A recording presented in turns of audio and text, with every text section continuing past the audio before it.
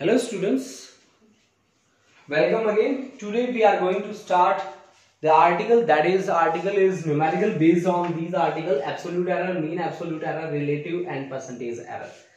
Students, सबसे पहले मैं आपको बता दूं कि हमने जो वीडियोस प्रिपेयर करे हैं उसमें फर्स्ट वीडियो है हमारी how we can make a dimensional formula. उससे पहले हमारे फंडामेंटल फोर्सेस इन नेचर है, ठीक है। उसके बाद हमारा फर्स्ट स्टेप जो इस यूनिट में मूव करते हैं हम, वो हमारा है how we can make a dimensional formula. उसके बाद है हमारे पास dimensional formula of different derived physical quantities, different derived physical quantities हैं, उनके डायमेंशनल फॉर्मूला हमारे पास है। उसके बाद हम डील करते हैं यूजेस ऑफ डायमेंशनल फॉर्मूला पे, और सबसे पहला यूज है checking the correctness of the formula. उसके बाद हमारा नेक्स्ट यूज आएगा that is conversion of one system of units into another, SI to CGS, CGS to SI. उस पे हमारे दो वीडियोस हैं। उसके बाद है हमारा how we can make a dimensional formula with the help of dimensional analysis. Sorry, dimensional formula नहीं, फॉर्मूला, जैसे कि f is equal to M A, F is equal to M V square by R, T is equal to 2 pi under root L by G. तो ये कैसे हम बना सकते हैं, ठीक है। उसके बाद हमारे पास स्टार्ट हो जाता है एरर। एक है हमारे पास systematic, random and gross error. उसके बाद हमारा यही पोर्शन रहता है, इसके न्यूमेरिकल्स आज हम और एक्सप्लेन कर रहे हैं। उसके बाद error in sum, multiplication and division. उसके बाद हमने किया है डिफरेंशिएशन, ठीक है स्टूडेंट्स। तो let's start today the article, that article is absolute error, mean error and relative error and percentage error, ठीक है। तो इस पे एक ब्रीफ ले लेते हैं फिर से, उसके बाद इसका न्यूमेरिकल देखेंगे। बड़ा इजी रहेगा ये न्यूमेरिकल, काफी आपको अगर मल्टीप्लिकेशन, एडिशन, डिवीजन अच्छे तरीके से आता है तो फिर ये न्यूमेरिकल्स आपके टिप्स पे होंगे, ठीक है। स्टार्ट करते हैं, चलो। Let us have a physical quantity that have the n values a1, a2, a3 up to an। तो सबसे पहले ये कॉन्सेप्ट करते टाइम आपको क्या करना है, मीन वैल्यू निकालने लिए। मीन कैसे निकालोगे, जितनी वैल्यूज आपको दे रखी हैं उनको आप ऐड कर लीजिए, divide by number of term कर लीजिए, दैट इज मीन वैल्यू। अब एब्सोल्यूट एरर निकालना आपको पहले में, तो मीन में से पहली टर्म सबट्रैक्ट कर दो। एब्सोल्यूट एरर निकाला है दूसरे में, तो मीन वैल्यू में से दूसरी टर्म को सबट्रैक्ट कर दो। इस तरह से nth पे चले जाओ। अब आपके पास delta a1, delta a2, delta a3, delta a4 सारे आ गए। डेल्टा a1 क्या है, मीन में से a1 सबट्रैक्ट किया।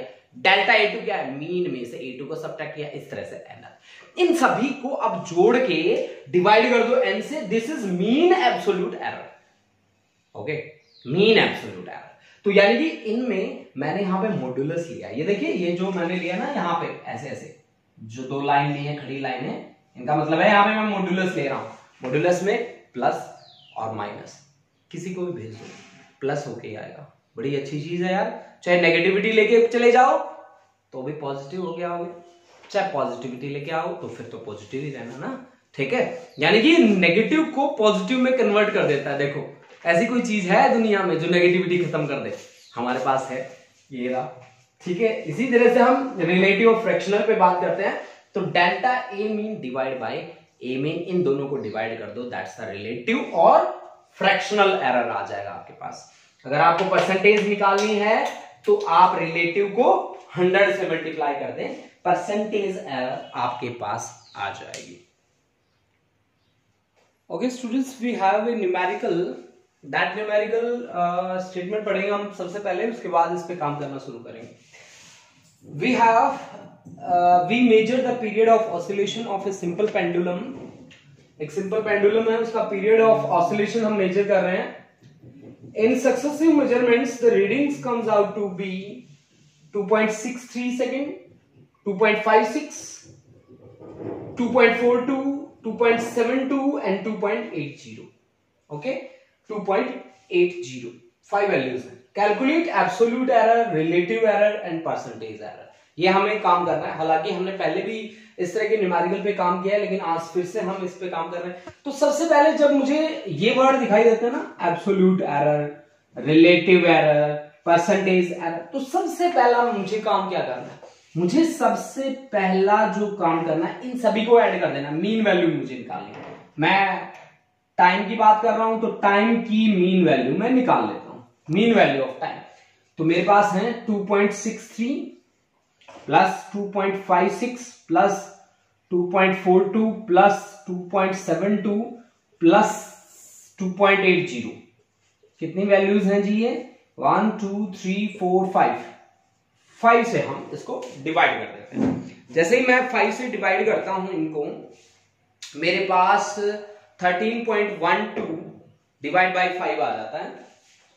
13.12 डिवाइड बाई 5, 5 2 जो 10, 3 5 6 जो 30, 5 2 जो 10, 5 4 जो, दिस इज 2.624, 2.624 आपके पास आ गया मीन वैल्यू। ठीक है, अब देखो बच्चों, हमें क्या करना है, मैं इसको ले लेता हूं 2.62, nearly equal to 2.62 round off value मैंने इसकी ले ली। ठीक है, अब मैं क्या करता हूं कि mean value in T1, that is पहले मेरे को एब्सोल्यूट एरर निकालना है, absolute error in T1, that is mean value, minus T1 that is represented by delta T1। तो आपके पास डेल्टा T1 आ गया। मीन वैल्यू कितनी है जी? 2.62 माइनस T1 कितना है? 2.63, 2.63। तो ये आपके पास आएगा माइनस 0.01, माइनस 0.01। ठीक है जी। अच्छा, अब देखिए आपके पास आएगा delta T2, delta T2 is mean value 2.62 minus 2.56, 56 और 460 42 6.06, delta T3 that is 2.62 minus कितना? 2.42, then this is 2.21। Okay, next is delta T4, तो 2.62 माइनस 2.72 ना, तो ये आ गया माइनस 0.10। ठीक है जी, 10।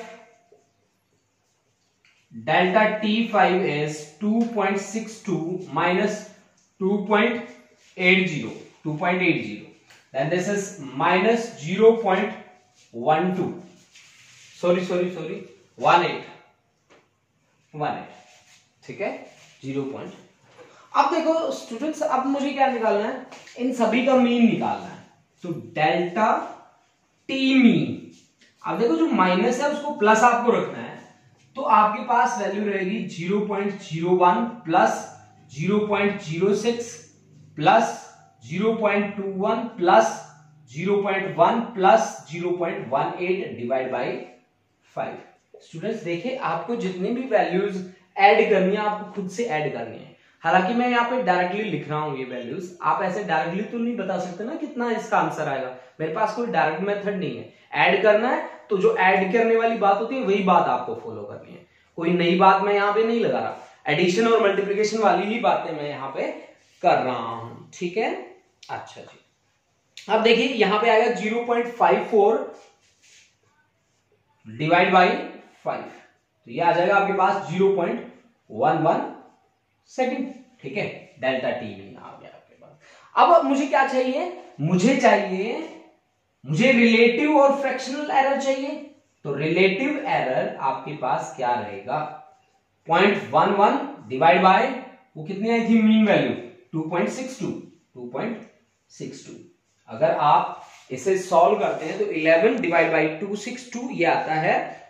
आपको जब भी रिलेटिव एरर निकालनी होती है तो प्लस माइनस आप लेते हैं 0.041 प्लस माइनस आप लगा के चले, प्लस माइनस। ठीक है, प्लस माइनस। ठीक है, अब आप निकाल लें परसेंटेज एरर। परसेंटेज एरर कैसे रहेगी? जो रिलेटिव आया है उसको 100 से मल्टीप्लाई कर दें, तो दिस इज प्लस माइनस 4.1%। 4 0.1% आपके पास क्या आ गई, परसेंटेज एरर आ गई। तो स्टूडेंट इस तरह से आप इन न्यूमेरिकल्स पे वर्क कर सकते हैं, ठीक है। आप एक स्क्रीनशॉट ले लीजिए, उसके बाद हम आगे बढ़ते हैं। नेक्स्ट कुछ एक अलग टाइप लेते हैं, कुछ एक हटके टाइप हम लेने वाले हैं। Okay students, let's start the next article. We are given a physical quantity, that is x, which is a sum of two another physical quantities a and b. Then absolute error in x will be equal to plus minus of absolute error in a plus absolute error in b. Similarly, when a physical quantity is the difference of two another physical quantities a and b, then absolute error in x is equal to plus minus, यहां पे भी plus symbol रहेगा. This is the most important thing which we have to keep in mind. Okay student, let's perform an example. The sides of a rectangle are 10 plus minus 0.2 centimeter and 5.2 plus minus 0.1 centimeter. Calculate its perimeter with its error limit. Okay students, हमें उसका perimeter निकालना है, और perimeter आपको पता होता है कि लेंथ और ब्रेथ का सम होता है, उसको मल्टीप्लाई कर देते हैं 2 से, मतलब इसकी टोटल लेंथ बनती है। हमारे पास ये एक रेक्टेंगल है, ये बन गई इसकी लेंथ, ये होगी इसकी ब्रेथ, तो इसका पेरीमीटर जो होगा वो 2 इंटू एल प्लस बी होगा एक्चुअल में, ठीक है। हमें क्या निकालना है, its perimeter with its error limit, with its error limit. Sorry students, we have to stop. Okay, let's start again. We have to calculate its perimeter with its error limit. Length is given. Length is L is equal to 10 plus minus 0.2 centimeter, and breadth is 5.2 plus minus 0.1 centimeter. ठीक है, we are given length and breadth. Perimeter P is equal to 2 into L plus D. So 2 into 10 plus 5.2. This is 2 into 15.2. This is 2 to the 4, 15 to the 30.4 centimeter. This is the perimeter. Now these two quantities are error in addition, so delta x की जगह पे हमारे पास है delta p, that is equivalent to plus minus delta a. delta a कितना है 0.2 और delta b कितना है 0.1.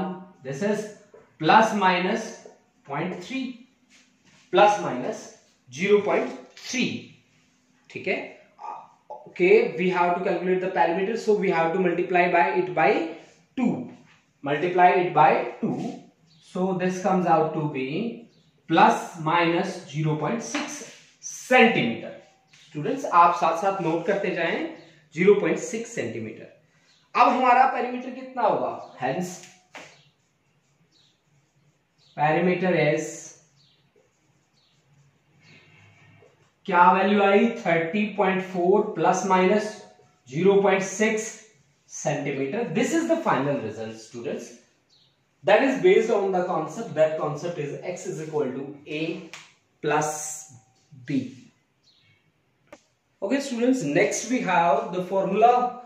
We have two physical quantity in multiplication. Here x is equal to a cross b, then del x divided by x, that is I think relative error na.